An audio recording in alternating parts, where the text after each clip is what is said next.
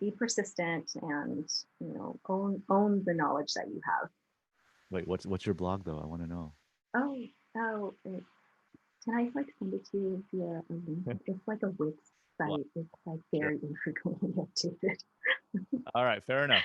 Enough. Susan, sorry. That's the first time someone has ever shared something in the shameless plug section and not really shared something, and I'm like, I'm just, burns me.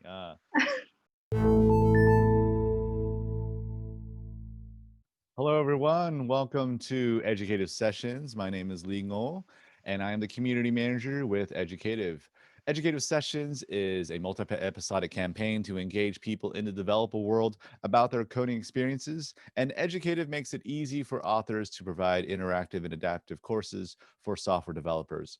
My guest today is Susan Fung. Susan Fung is a data scientist with Liberty Mutual, and the topic we're going to discuss today is rerouting, getting derailed from an academic career. Susan, welcome to the show. thanks, Lee. Thanks for having me. Susan, let's begin. Let's take us back to several years ago. I don't want to say how far along, that's up to you. Back when you were a grad student, and what were you studying at the time, and what were your plans for the future?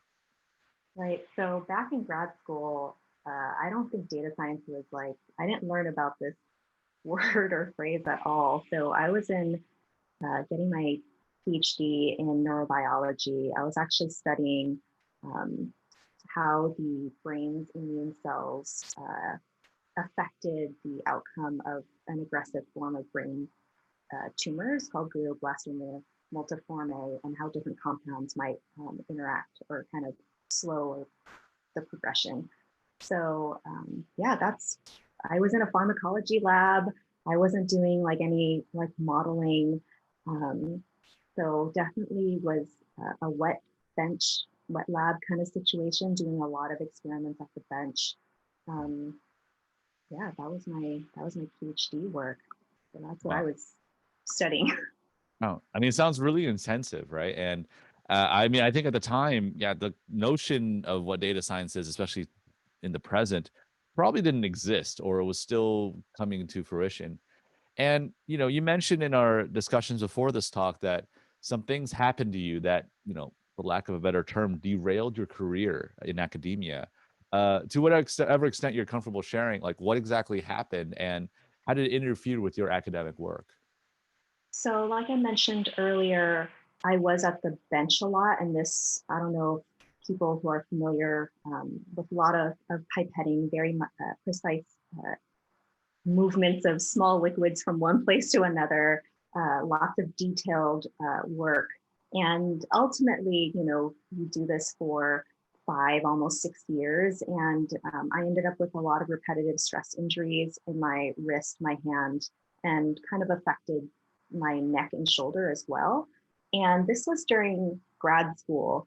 I was, going to PT and thinking about like, this is happening to me now. What does this mean for me if I decide to continue on this route? Like, let's say even if I decided not to run my own lab, say, but be more closer focused on the research itself, kind of more being hands-on. What does this mean for me as a career? So that's what started the wheels turning on. What are other things I can do other than being a bench scientist? Gosh, wow. I mean, that must have been really difficult to hit that wall in a sense where you're doing something for so long and you've committed not just your mind, but your actual body is taking a toll on this kind of work. To have to question what your future is a really challenging process. So let's start with that transition. When did the idea of going into technology become of interest to you? Which for many people might think is not a big leap from academia. As someone who's done it myself, it is a gigantic leap, and it's not an intelligence alone isn't enough to really make it. So take us through that process and what were the things you had to learn in order to become successful? So I think what really helped was I kind of approached it one step at a time. Like, what do I need to figure out now to help me with my next step? So what really helped me when I started my postdoc So I finished grad school, I got my PhD, and then I didn't have a plan or a job lined up. So I was like, I'm just going to continue with my training. And a postdoctoral fellowship is basically more training on top of your PhD. So while I was in my postdoc training, I took this seminar really helped me. And for all you grad students and postdocs out there who have not made use of your school's career center, please do so if you're having these thoughts. I wish I had made use of these resources sooner, because as a grad student, as a student, these resources are free to you as a student paying tuition fees and all these things. As a postdoc, I had to pay like a fee. It was a small fee, but still, I still had to pay for it. But anyways, it was this seminar that essentially got you thinking about what were things that you enjoyed doing, could be hobbies, could be about your current work, and how could you, what were the skills and the talents that were required to accomplish these tasks, and kind of got this really qualitative and quantitative way of thinking about what are the skills I'd like to make use of in a next job, next career move. So that was kind of a pivotal first step in my research, in my transition. And so I'd say that was a huge part of it. If I can continue, the next part that was really helpful was to actually to go to these career fairs. Some of them were open to grad students, but I would just go anyway. Just to chat with the recruiters and the representatives from different companies, and just see what people were looking for. I've spent 6+ years at this point kind of training for one type of job. And so figuring out what skills were in demand from people like me was really, really helpful and low risk. And so that just kind of set me on my journey there. Got it. Got it. And of all the opportunities that you were exploring at this time, and I think it's a wise thing as absolutely to use as much of the resources that a grad student has available to them. That many people, it's strange because I don't know. I have to ask: did you feel the experience when you were in graduate school to be pressured into specific reason you were there, i.e., to do research as opposed to alternative careers, right? Even though these resources might have existed while you were in school, were they solicited for you to actually explore them?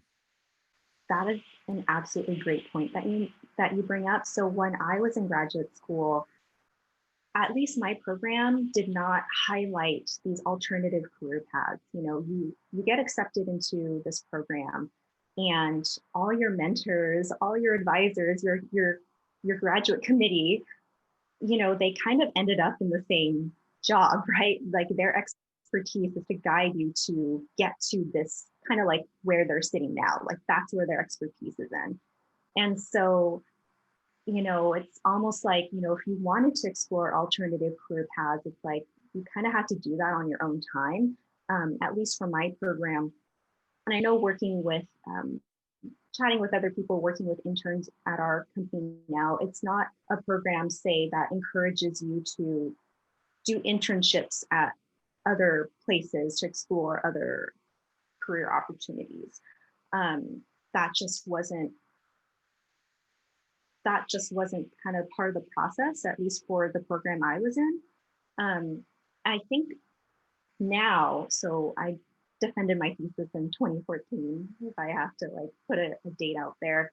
I think the kind of thought process, or like kind of the idea of alternative career paths, is more openly talked about. So I think things started to change, but this wasn't the case when I started grad school. Gotcha. Fascinating. And I mean, many of these departments are actually opening up to your specific field that you're in now, which is data science. And there are a lot of complementary skills and backgrounds. And in fact, some would even argue necessary knowledge. So to what extent did your own past experiences as a researcher contribute to your work now? And what were the kinds of things that actually you needed to learn in the process? So things that helped me out. So things that I was immediately able to translate from my past work. And I actually didn't go straight from undergrad to grad school. I had a job between school schooling periods. So the idea that I could apply my skills, being involved in, let's say, like clinical trials, research, um, being very meticulous, having to be very meticulous at documenting, whether or not it's like creating SOPs or just keeping detailed notes so I could, write up my publications later on. That was pretty helpful for me. The other thing too that you don't think about, or at least I didn't consciously think about in grad school, was kind of like being on top of kind of the logistics aspects. At least with biology research, there's a lot of things that you have to coordinate before you actually can run an experiment. And that's like, maybe coordinating like when reagents will be arriving, what time can I schedule on this machine, and kind of like working out these timelines for yourself. So that was really helpful too. The thing that I had to adjust when I started at Liberty Mutual was maybe kind of like shrinking a lot of these timelines down to more of like, I don't know, like a corporate time scale. Um, so that was like an adjustment, but the idea of like needing to plan out like phases of work applied here too. And I think the other part of your question was about like, what did I need to learn? Um, Obviously the subject matter, my background is in neurobiology research. Uh, and, I didn't come in with any experience in the insurance industry. They build in some time for you to take, some intro courses as part of your onboarding experience or onboarding period. But, it's something I'm still learning about every day. You've been, I've known you for, well, we really actually don't even know exactly how long I've known you. But I'd say you've been a professional data scientist for the better part of 3 years at least. Is that correct to say? It'll be almost 3 years Almost three. in coming in February, I think. Yeah. And so there are a lot of people who are certainly curious about this field. And what are some tokens of wisdom that you'd like to offer to them who not only are interested in data science, but might also have a similar trajectory to your own? So I think if you are coming from a background that's what, I don't know, I think the word is like non-traditional. Uh, I think, you know more than you think you do. One thing that I had to learn along this process is that some of the terms, like there are terms for the same ideas that vary across like disciplines. So, people were talking about like A/B testing. I was like, what is this? But it's, if you distill it down, it's a simple controlled experiment, right? Like it's just lots of different words for the same things. And so just don't be intimidated just because you don't know what a phrase is. It's very likely you either know what it is, or it's very, you can find like an easy explanation online or just by chatting with someone. So kind of like be confident, things. And also for those people who are transitioning from academia, especially, don't underestimate the amount of time that you need to convert your CV, your curriculum vitae, into a resume. It took a lot of time. It kind of broke my heart a little bit to cut out so much of this work that I put into for the better part of like almost a decade, and trying to distill my relevant experience into a page and a half, say. So just get the process started early, get some, friendly eyes on it for some feedback. But I think those are some, like two pieces of it as advice I would offer right now. Got it. Fantastic. We actually do have one question submitted under the wire. This is from Cecilia. How did you get hired into this role, the one that you have with Liberty Mutual, without any direct prior experience? Did you have an advocate? So I actually So I didn't mention this in my other questions as part of my transition, but I also did a data science boot camp. So I just wanted to put this out there, like an intensive 3-month situation where I left my postdoc, did this boot camp. And as part of the boot camp kind of learning experience, there was some career counseling kind of throughout the process too, which was really, really helpful. Um, but I did apply to a lot of jobs through the coaching process and things like that. But there was also a lot of time where I was just searching for openings that seemed interesting to me. And this was actually a cold like application, like no referral. I just submitted it and I was like, these are things that seem interesting. I'll give it a shot. And it was like a cold application. It was unbelievable. Um, but I was able to connect with someone who I found out worked for the company, and that was through the Puget Sound programming in Python community. There's a meetup that used to happen every month where we talked about machine learning topics, and there was like a meet and greet kind of before we all dug into like our research paper where people introduced themselves and someone said, hey, I work at Liberty Mutual. I was like, oh, bookmark this. I need to chat with this person and see how he likes working with the company. But as far as applying for this position, it was a cold application. Like the recruiter had already reached out to me before I even like talked to this other person. Wow. And I mean, I miss those days. We're in such challenging times right now where I remember the days that going to these events were such a prerequisite just because, and there was no really other alternative for you to go meet somebody and they happen to have that one connection, that one introduction that you needed to get Yeah. in.